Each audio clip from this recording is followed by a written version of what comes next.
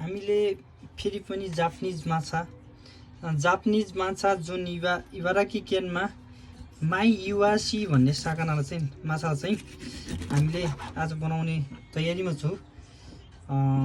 यसको बनाउने तरिकाहरू तपाईहरुलाई सिकाउँदै छु। हेर्दै जानु होला कसरी बनाउन सकिन्छ। नेपालमा हुने साथीहरु भन्दा पनि जापानमै बस्ने दाजुभाइहरुले कसरी बनाउन सकिन्छ, यो माछालाई कसरी बनाउने, कुन तरिकाले खाने भन्ने कुराहरुको तपाईहरुलाई आज जानकारी दिलाउँदै छु है। चाहिँ सिकाउँछु है त। यसरी राखिदिने। लगभग 4 वटा माछा छ हामीसँग। यसको वेट 500 देखि 600 ग्राम सम्म छ। यसको ग्राम अथवा यसको बढी भए चाहिँ त्यसको जुन क्वान्टिटी अनुसार चाहिँ गर्नु होला। फर्स्टमा हामीले पानी 300 सीसी राख्यौं। 300 सीसी पानी। नेक्स्टमा रेउरी स्यु हुन्छ हैन, जापानिज रेउरी स्युलाई चाहिँ पनि 300 राखौं। 300 सीसी प्लस मिरिन चाहिँ 100 सीसी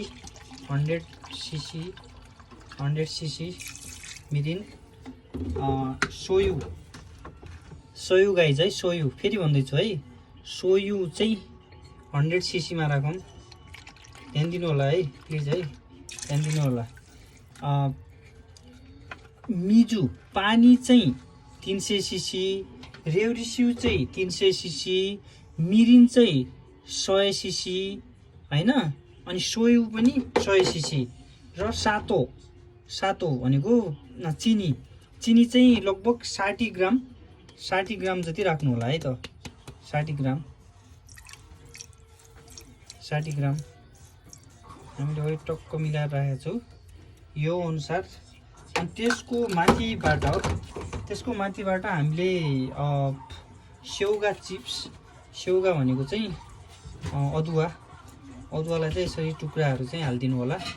हालेको केही छिनमा हामी फेरि तपाईहरुलाई भिडियो देखाउँछु। अब ढकन लगाएर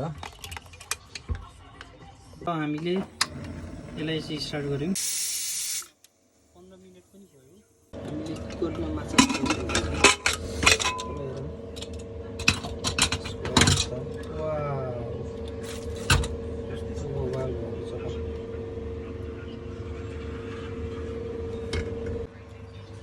यो रेडी पारिसकेका छौं। अब यसलाई एकचोटि पिस गरेर कस्तो ओठमै रसिलो हुने के भएको जस्तो।